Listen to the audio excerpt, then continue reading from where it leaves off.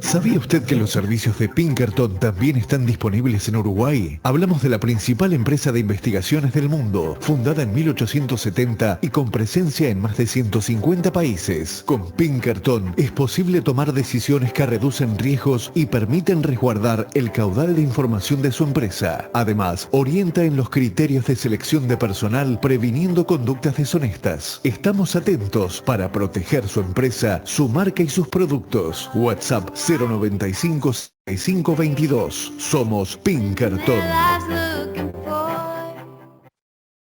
Muy buenos días a todos, ¿qué tal? ¿Cómo les va? El control de las armas y la inseguridad en el Mercosur es el tema que se plantea en esta entrega de Vivir Seguros, espacio de Pinkerton que coordina Hernando Hernández y que contará hoy con la participación de José María Amarilla Alviso, que es consultor y catedrático en inteligencia y seguridad, es especialista en inteligencia estratégica, formado en Paraguay, Francia, Israel y en los Estados Unidos, integrante del Global Index sobre Crimen Organizado de la Unión Europea, es sociólogo, investigador y autor. Seguramente Hernando más adelante nos amplíe este currículum muy extenso y por otra parte muy rico en conocimiento. Y simplemente como introducción, siendo realidades diferentes las de cada uno de nuestros países, la región muestra datos que preocupan sobre la inseguridad. Por ejemplo, en Uruguay, según la última encuesta de Opción Consultores, regresa al primer lugar de las preocupaciones ciudadanas con una variación significativa, el tema de la inseguridad llegando al 29%. ¿Cuánto se espera de un mayor control de armas para mitigar el impacto en la inseguridad? Bueno, es algo de lo que está planteado hoy. Hernando, buen día, ¿qué tal? Buenos días, Daniel. Buenos días, José. Y gracias por estar y audiencia de Radio Carve.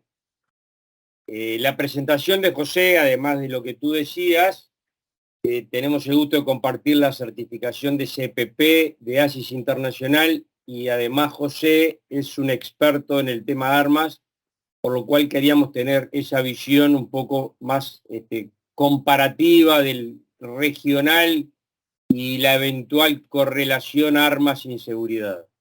Así que, José, sería un placer poder escucharte. Bueno, un honor estar con ustedes y estamos a disposición de lo que se pueda hablar respecto al tema. Bien. José, si debiéramos hacer algo así como una toma fotográfica de la realidad del Mercosur y las armas.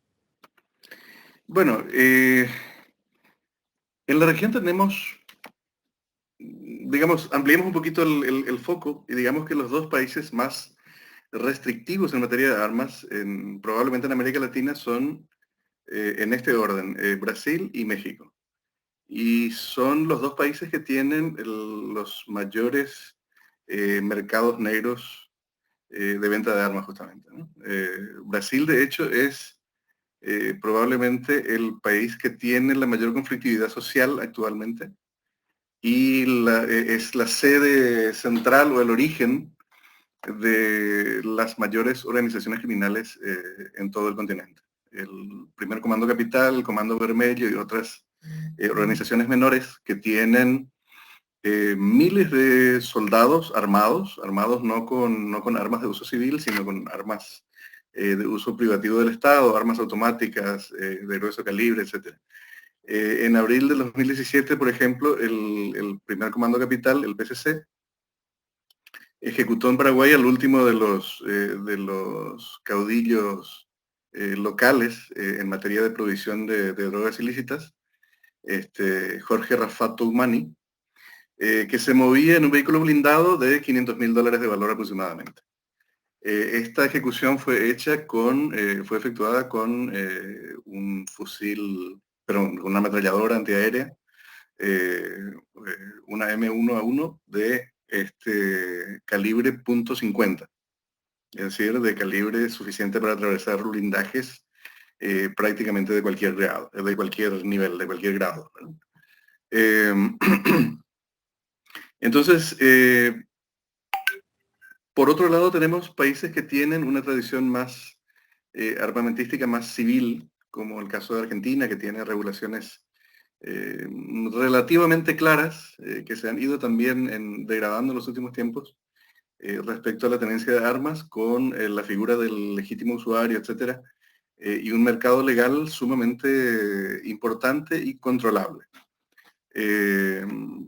donde la tenencia de armas, digamos que tiene un nivel promedio regional y un nivel de conflictividad social dentro de límites que son relativamente tolerables todavía, o relativamente bajos, digamos, al igual que el caso de Uruguay, que en algún momento se mencionó que era el quinto país del mundo en materia de tenencia de armas. Yo dudo de esa estadística, o sea, de armas por cada 100.000 habitantes, o por cada 100 habitantes, mejor dicho, porque este ranking está liderado por Estados Unidos, que está en el orden de más de un arma por habitante en la actualidad, en el año 2022. Y seguido en el continente por Canadá, que tiene unas 35 armas registradas por cada 100 habitantes en la región. Hay que notar que Estados Unidos y Canadá tienen índices muy, muy diferentes en materia de conflictividad social y de conflictos relacionados con el empleo indiscriminado de armas de fuego, sobre todo en situaciones de ataques abiertos contra la población, o indiscriminados en contra de la población, el último de los cuales hemos visto el pasado 4 de julio, ¿verdad? Con un balance de 6 muertos y más de 25 heridos. No hay una explicación sociológica unívoca respecto al tema de qué es lo que ocurre, por qué la conflictividad social o por qué estos asaltos y ataques indiscriminados en una sociedad sí y en otra no. ¿Por qué Suiza, siendo un país armado, es un país, digamos, seguro, tranquilo y sin problemas masivos, siendo que la población está obligada a tener, o sea, la población luego de prestar el servicio militar obligatorio está obligada a tener y practicar en su vida privada armas de uso de calibre militar para la defensa eventual del país. Entonces, digamos, vamos configurando un tema en el cual el control de las armas a veces tiene una repercusión fundamentalmente contraria a lo que se buscaba, y vemos que en algunos de los países con mayor restrictividad tenemos el mayor mercado negro, las mayores organizaciones criminales que acceden por diversos medios a las armas de fuego, y a veces la restricción termina limitando a la población civil con deseos de cumplir las leyes. Es decir, las leyes afectan a los que quieren cumplirlas, no a aquellos que están por fuera de su rigor, digamos. Hernando. Es muy claro lo que tú decías, José, y comparto de que no existe una correlación clara entre armarse o desarmarse a la sociedad y la inseguridad, particularmente que está el tema de las armas legales y las armas ilegales. En el caso uruguayo, hay un proyecto de ley en el Parlamento Nacional que se llama Control de Armas de Fuego, que se basa en el supuesto de que el desarme contribuiría a la paz y busca el objetivo de limitar la proliferación de armas legales en poder de civiles y reducir la violencia armada. Y en ese caso, y a la luz de tu experiencia comparada, ¿qué opinás que si puede contribuir ese mayor control de las armas legales de los ciudadanos civiles, eventualmente con un programa de desarme voluntario y mayores exigencias para aportar y tener armas, a la seguridad o inseguridad del país? Bueno, fíjate que Brasil durante el periodo Lula e incluso parte del periodo Bolsonaro posterior, y el periodo de mandato de Dilma, tuvo una política de desarme de la población que posteriormente fue revisada por el presidente Bolsonaro, Eh, y los resultados realmente son paupérrimos. O sea, sí, efectivamente fue un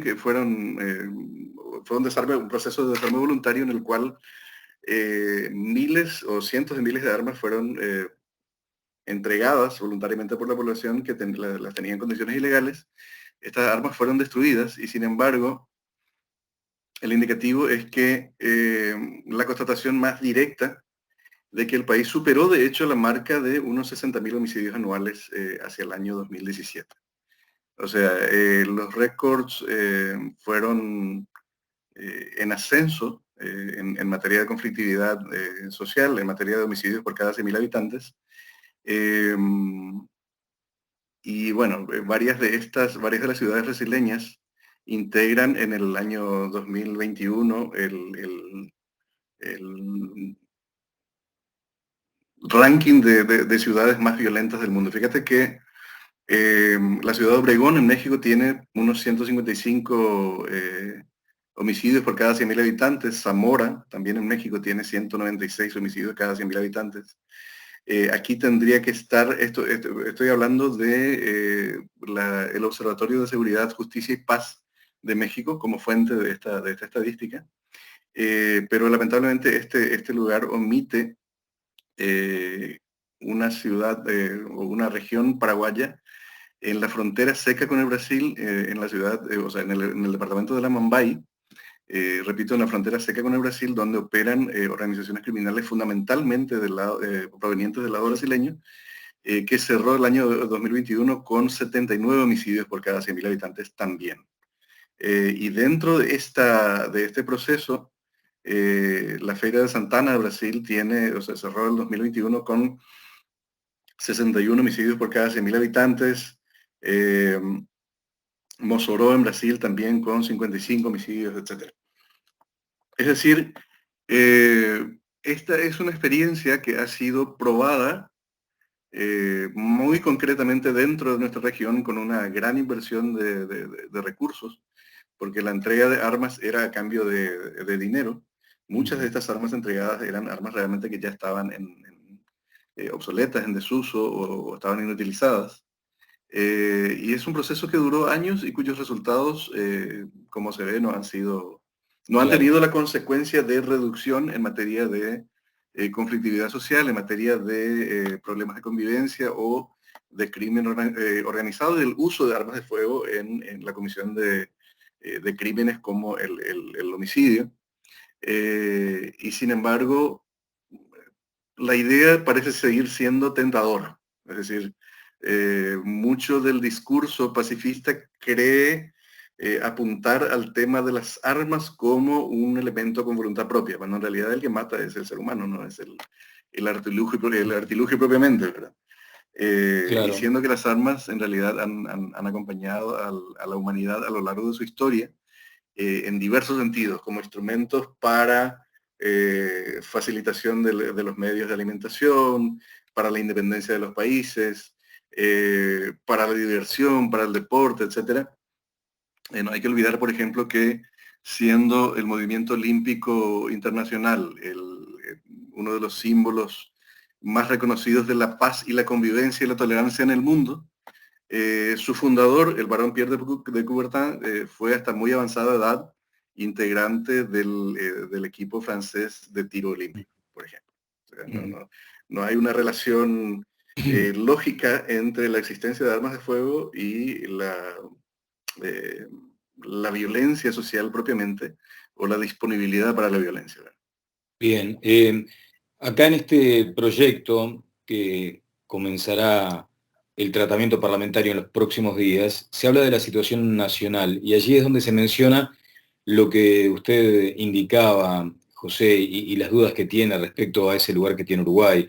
Es el quinto país del mundo con más armas por cantidad de habitantes, dice la exposición de motivos, luego de Estados Unidos, Yemen, Serbia y Montenegro. Y el 48% de estas armas se encuentran aquí en la capital.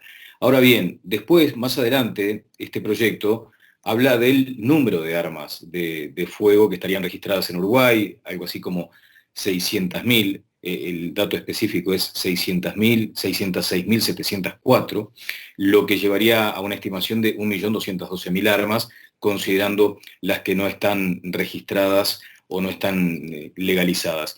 Y después hay un apunte o un foco muy particular sobre la incidencia de las armas en los femicidios, en situaciones de denuncias de violencia doméstica. Entonces, ¿cómo puede incorporarse esto, que sí efectivamente es un problema para la sociedad, con el asunto de las armas? ¿Qué sería necesario hacer allí entonces? Bueno, el problema del consumo de tabaco en el mundo era y creo que en Uruguay también, el consumo de tabaco era una cuestión muy masiva hasta hace unos años. Sin embargo, la generación de nuestros hijos, en la práctica se ve que ha reducido drásticamente este hábito. Yo creo que mucho de esto pasa, mucho del empleo de las armas y de la violencia doméstica, de la violencia intrafamiliar, etcétera, pasa mucho por la educación, pasa mucho por la conflictividad social generada por las desigualdades, que no tienen que ver necesariamente con instrumentos que son inertes, instrumentos que pueden ser empleados para el bien o para el mal. Te puedo hablar de estadísticas en el Paraguay, por ejemplo, ¿verdad? Alrededor del 50% de los homicidios dolosos registrados en el país son cometidos con armas blancas, es decir, con machetes, cuchillos y elementos afines. No por eso a nadie se le ocurre decir, bueno, vamos a prohibir las armas blancas en el país.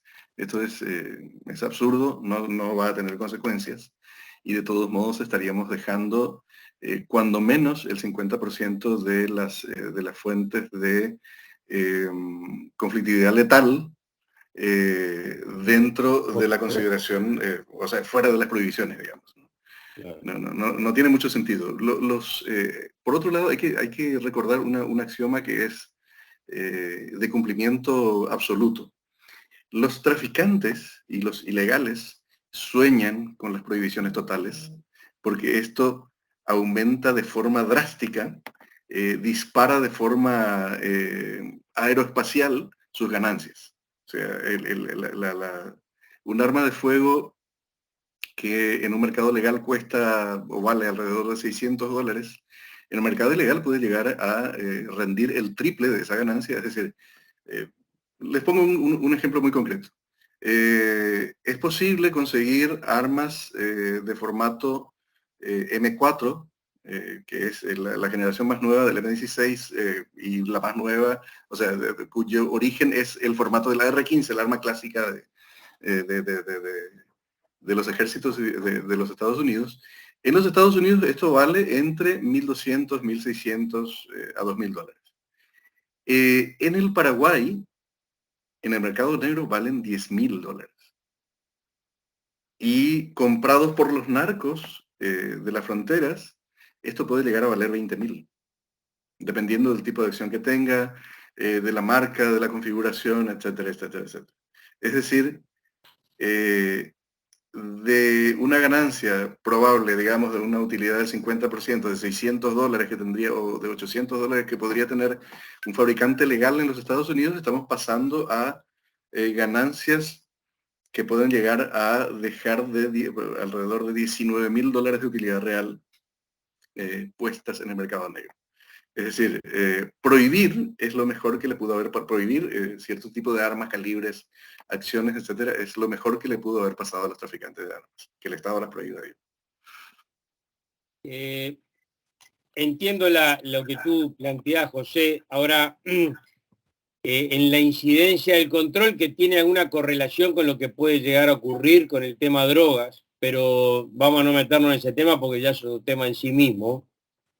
En cuanto a la libertad o el control de las drogas, cómo incide en el mayor consumo, pero en cuanto a la preocupación del Uruguay de reducir la violencia, en la medida que el 60% de los homicidios están hechos con arma de fuego, hay como una tendencia a pensar que si yo entonces controlo a un mayor control de las armas legales, podría llegar a reducir esos homicidios. O sea, hay una traspolación rápida en ese sentido, que yo en cierta manera comparto tu inquietud, porque digo, estoy controlando ahí al que tiene el arma legal y no necesariamente, yo diría que la mayoría de esos homicidios son hechos con armas ilegales.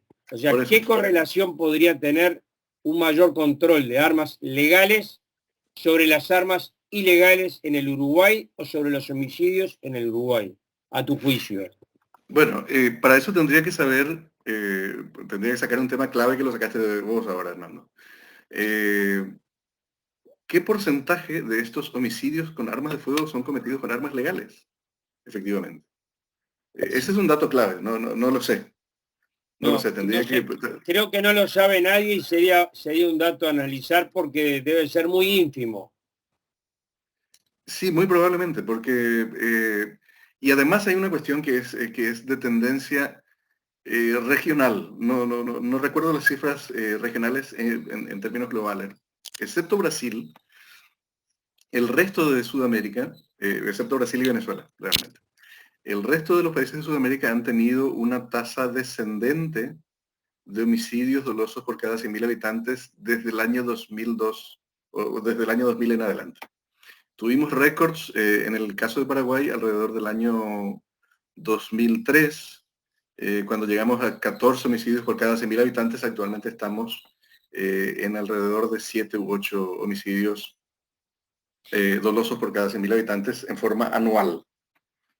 Es decir, también hay un proceso que tiene que ser examinado y ver cuánto de lo que representa el uso de las armas de fuego está realmente relacionado no con la disponibilidad de las armas de fuego, sino con el avance de las organizaciones de carácter criminal en nuestros países.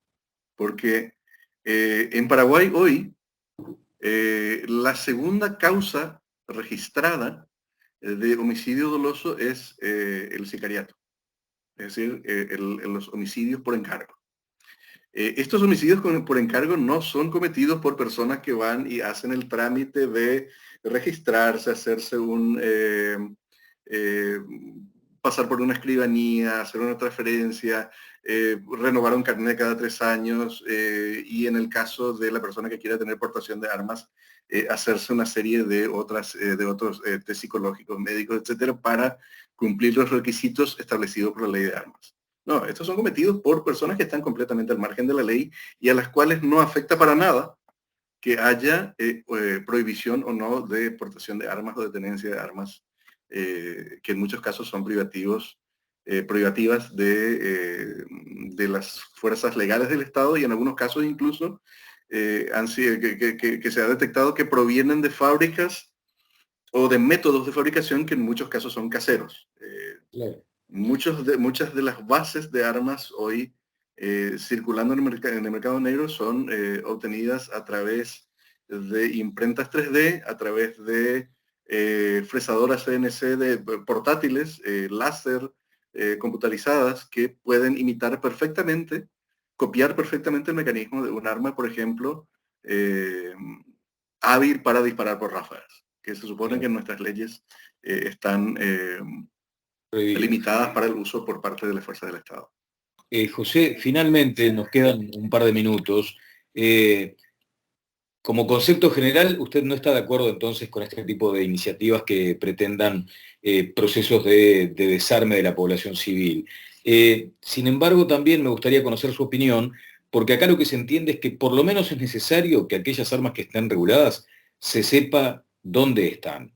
Y no tiene directamente esto vinculación con apenas el mero registro, porque después del registro uno no sabe qué sucede con esas armas. De hecho, hay un aspecto de la no denuncia. Si a una persona le roban las armas, muchas veces no lo denuncia para evitar problemas. ¿Cómo puede resolverse ese asunto? ¿Qué experiencia comparada puede exhibirse en esta temática? Bueno, los sistemas, claramente estamos hablando de perfeccionamiento de los mecanismos de control, que no significan necesariamente prohibición o mayor dificultad o requisitos imposibles de cumplimiento imposible para el que quiere cumplir las leyes. Sí, es probable que necesitemos, y no conozco ninguna experiencia exitosa en la materia, lo cual no invalida lo que estuvimos hablando hasta el momento. No conozco ninguna experiencia exitosa en la materia en el sentido del control periódico de las armas. Tal vez una medida racional sería obligar a la persona que va a renovar su registro, que en todos los casos este periodo va de 3 a 5 años, para renovar el registro de tenencia del arma, presentarla para su inspección por parte de los órganos del Estado y por parte de los técnicos habilitados para ello. Tal vez, podría ser una opción. En el proyecto de Uruguay, José, se incluye la obligación de declarar el lugar físico donde se guarda esa arma. Claro. ¿Qué opinión te merece? Es una medida plausible probablemente. Es decir, un lugar que pueda ser inspeccionado. En la experiencia nacional tenemos la obligación de declarar, o sea, la tenencia autoriza a la tenencia del arma en domicilio o en el lugar donde va a ser utilizada, por ejemplo, una oficina, una empresa, etc. El transporte del arma está regulado bajo ciertos criterios, en el sentido de tener las armas, o un arma individual o varias armas, no dispuestas para su uso inmediato. En el caso de los tiradores deportivos, bueno, eso tiene una cierta flexibilidad, y para la portación es un requisito adicional que conlleva una serie de trámites, entre ellos un test psicológico, etcétera, y el organismo que otorga la portación no es el mismo que otorga la tenencia, que es digamos que un intento de tener un control cruzado sobre las armas que están las armas legales, hay que decirlo, que están a disposición de la población civil para su uso inmediato. En Paraguay tenemos registradas alrededor de 1 millón y un poco más de armas. El mercado negro se estima que es por lo menos el doble de esto, es decir, hablamos de 2 millones de armas, y la portación registrada no llega a las 200.000 en total. Es decir, casos como los nuestros, etcétera, son unos 200.000 portadores legales de armas, entre ellas de armas a cargo de empresas de seguridad privada, que estarían hoy legalmente circulando en condiciones de uso inmediato en las calles de Paraguay, de todo el país. Claro. Bueno, muy bien. No sé si tenés algunos comentarios breves al final. Me parece muy, muy interesante. Como todo esto, desde el comienzo dijimos que hay varias bibliotecas, por eso nos interesa escuchar distintas opiniones. Sí queda pendiente, me parece que algún día quizá te volvamos a llamar, José, porque detrás de todo esto, el tema que por lo menos en Uruguay y obviamente también en Paraguay y en la región, nos preocupa a todos, el tema narcotráfico. Y quizá ahí sí también podamos hacer una mirada comparativa, porque me parece que ahí sí tenemos una correlación mucho más clara con la inseguridad. Pero eso será motivo de otra charla. Y de mi parte, José, un fuerte abrazo y gracias por tu aporte. No, al contrario, gracias a ustedes por la invitación. Me siento muy honrado de poder conversar con colegas de Uruguay. Así que Daniel y Hernando, gracias por la invitación. Siempre estamos a disposición. Y no se olviden que estamos enfrentando en materia de crimen organizado a organizaciones que tienen un poder absolutamente impensado hace un par de décadas, y que tienen la capacidad de interrumpir la continuidad de nuestros estados. De hecho, Uruguay tuvo las fuerzas públicas de Uruguay tuvieron un rol fundamental en el descubrimiento de un cargamento de más de 22 toneladas de cocaína que había partido de Colombia y Bolivia, pasando por Paraguay. En Paraguay fueron envasados y disimulados en latas de pintura. Y bueno, este descubrimiento partió de trabajo de las fuerzas uruguayas, por cuyos puertos pasaron estos cargamentos que finalmente terminaron descubiertos y decomisados en Alemania. Esto muestra que, entre otras cosas,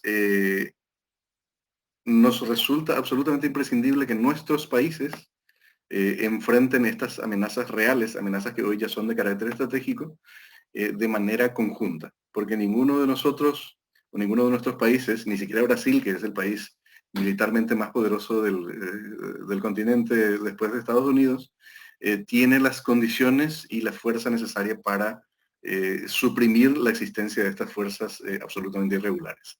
Así que sí, estoy a disposición de ustedes cuando quieran hablar de estos temas. Bien, con estos últimos datos, obviamente, el sistema democrático está comprometido y me parece que allí hay que poner un ojo muy alerta.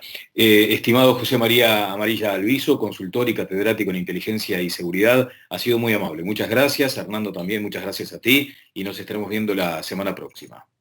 Buena jornada para todos. Fuerte abrazo. Hasta luego.